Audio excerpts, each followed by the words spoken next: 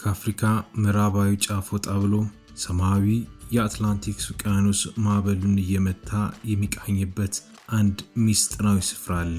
እሳተ ገሞራዎች ከባህር በታች ተነስተው ሰማይን ለመንካት ሲንጠራሩ የቀሩባት የአሸዋ የሙዚቃና የነጻነት ምድር ኬፕ ቨርዴ። ዛሬ እግራችንን ሳናረጥብ በምናብ ክንፍ ወደዚች 10 የፈገግታ ደሴቶች ሀገር እንጓዛለን። ታሪክ ወደ ኋላ ይመልሰናል። ከ500 ዓመታት በፊት እነዚህ ደሴቶች በውቅያኖስ መካከል ብቻቸውን የሚያንቀላፉ የሰው ዘር ያልረገጣቸው ባዶ ምድሮች ነበሩ። የፖርቹጋል መርከበኞች የደሴቶችን የዝምታ አጥር ሰብረው ሲገቡ ግን ታሪክ አዲስ ምዕራፍ ከፈተ። ኬፕ ቨርዴ ከአውሮፓና ከአፍሪካ ውድ የተወለደች የክሪኦል ተአምር ናት። የባሪያ ንግድ ጠባሳና የቅኝ ግዛት ናዳ ያሳለፈች ቢሆንም ሕዝቦቿ ግን በደምና በባህል ተሳስረው የራሱ የሆነ ውብ ቋንቋና የደመቀ ማንነት ያለው አዲስ ማህበረሰብ ፈጠሩ። ዛሬ ላይ ቆመን ስናያት ያንን መራራ ታሪክ ወደ ጥበብ፣ ወደ ፍቅርና ወደ አንድነት የቀየረች ድንቅ ምድር ሆና እናገኛታለን። ወደ ኬፕ ቨርዴ ሲገቡ መጀመሪያ ልብን የሚነካው የአየሩ ሙቀቱ አይደለም፣ የሰዎች ልብ እንጂ።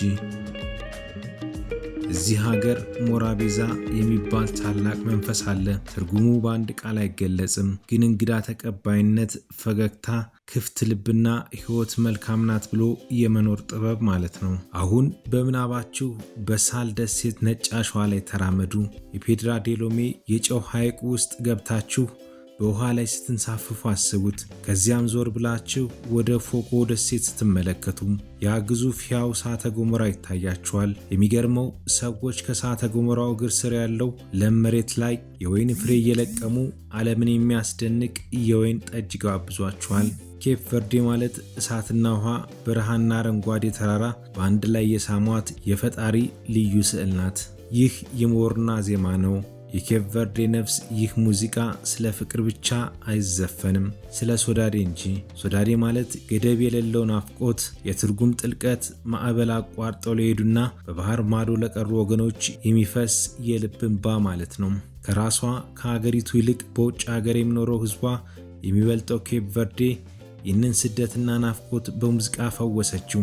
ለዚህ ደግሞ ዓለምን በሙሉ ባዶ እግሯን እየቆመች ለዘፈነችው የሞርና ንግሥት ለሴዛሪያ ኤቮራ ዘላለም ዕዳ አለበት። እሷ በዓለም መድረኮች ላይ ጫማ ሳታደርግ የዘፈነችው የሀገሯን ድሆችና የተራቡ ሕፃናትን ስቃይ ለዓለም ለማሳየት ነበር።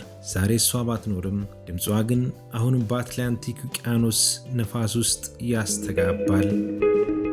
ዛሬ ኬፕ ቨርዴ ከተፈጥሮ ሀብት እጦትና ከውሃ እጥረት ጋር ብትታገልም ለአፍሪካ ግን ታላቅ የብርሃን ፋኖስ ናት። ግጭትና ጦርነት የማያውቃት፣ በዲሞክራሲና በነጻነት ስሟ የገነነ ሰላማዊ የሰላም ወደብ። ትላንትና በባሪያ ንግድ ሰንሰለት የታሰሩት ደሴቶች ዛሬ የቱሪስት ገነትና የነጻነት መናኸሪያ ሆነዋል።